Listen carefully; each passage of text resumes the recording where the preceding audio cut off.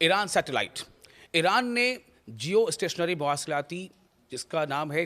جام جم 1 جس کا نام ہے جام جم 1 کو سیٹلائٹ کے پروٹون ایم روسی راکٹ کے ذریعے 36,000 کلومیٹر بلند جیو کی جانب جیو اسٹیشنری مدار میں روانہ کر دیا ہے تاکہ اپنے مداری حقوق کو تحفظ بنایا جا سکے اور نشریاتی ڈھانچے کو مضبوط کیا جا سکے۔ یہ لانچ آج آپ کو بتا دیں کہ یہ لانچ قازقستان کے بیکونر کوسموڈروم سے کیا گیا ہے، جہاں شدید برفباری کے دوران روسی ہیوی لیفٹ راکٹ نے پرواز کی، اڑان بھری۔ اس سیٹلائٹ کو بین الاقوامی طور کے نام سے ایران DBS پر شناخت کیا جاتا ہے اور یہ Islamic Republic of Iran broadcasting کی ملکیت ہے۔ اس کا مقصد کئی برس کی تکنیکی تیاری کے بعد جیو اسٹیشنری مدار میں ایران کی فعال موجودگی کو مستحکم کرنا ہے، اور اس سے یہ پتہ چلتا ہے کہ ایران نے خود کو کتنا مضبوط کیا ہے ٹیکنیکلی، اور خاص طور سے خلا میں یعنی اسپیس میں، انترکش میں بھی ایران نے اپنی مضبوط اپستھی درج کرائی ہے۔ لانچ کی تصاویر سے تصدیق ہوتی ہے کہ اس مشن کے لیے روس کا پروٹون ایم راکٹ استعمال کیا گیا، جو ایران کے موجودہ ہلکے اور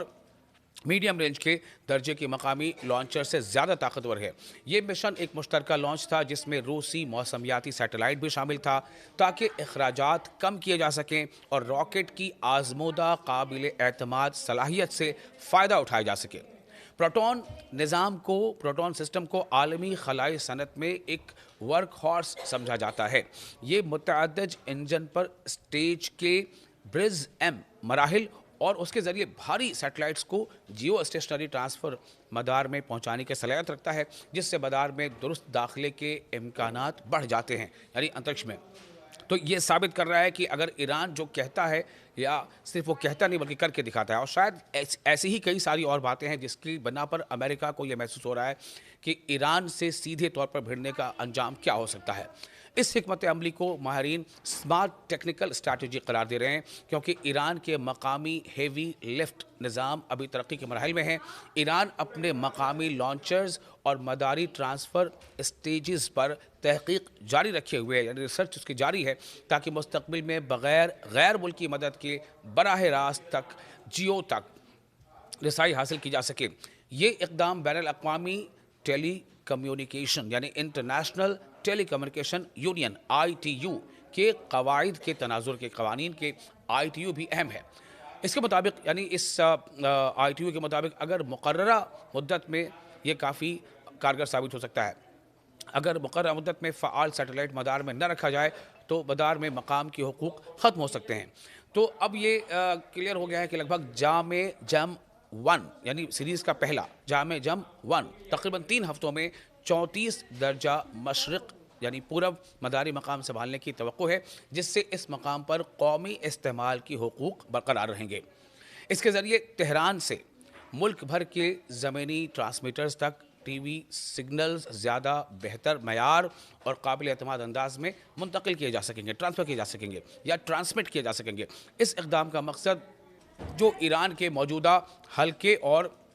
میڈیم رینج کے درجے کی مقامی لانچر سے زیادہ طاقتور ہے۔ یہ مشن ایک مشترکہ لانچ تھا جس میں روسی موسمیاتی سیٹلائٹ بھی شامل تھا تاکہ اخراجات کم کیے جا سکیں اور راکٹ کی آزمودہ قابل اعتماد صلاحیت سے فائدہ اٹھایا جا سکے۔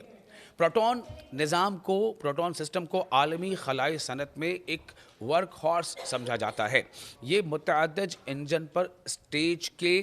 برز ایم مراحل اور اس کے ذریعے بھاری سیٹلائٹس کو جیو اسٹیشنری ٹرانسفر مدار میں پہنچانے کی صلاحیت رکھتا ہے، جس سے مدار میں درست داخلے کے امکانات بڑھ جاتے ہیں، یعنی انترکش میں۔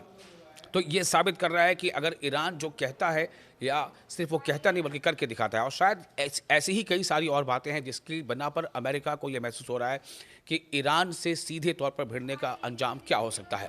اس حکمت عملی کو ماہرین سمارٹ ٹیکنیکل اسٹریٹجی قرار دے رہے ہیں، کیونکہ ایران کے مقامی ہیوی لیفٹ نظام ابھی ترقی کے مراحل میں ہیں۔ ایران اپنے مقامی لانچرز اور مداری ٹرانسفر اسٹیجز پر تحقیق جاری رکھے ہوئے ہے، یعنی ریسرچ اس کی جاری ہے، تاکہ مستقبل میں بغیر غیر ملکی مدد کے براہ راست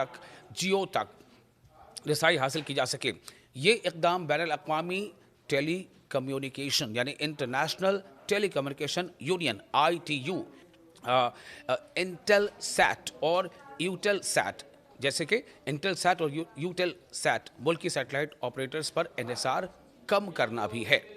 तो ये एक बहुत बड़ी छलांग है ईरान की अंतरिक्ष में, और ईरान अगर अंतरिक्ष में इस हद तक छलांग लगा सकता है, इसका मतलब है कि ईरान ने जब अगर अपने मिसाइल सिस्टम को डेवलप किया है या उसमें लगातार वो कामयाबी तय कर रहा है, कामयाबी की मराहिल तय कर रहा है, और उसने ईरान ने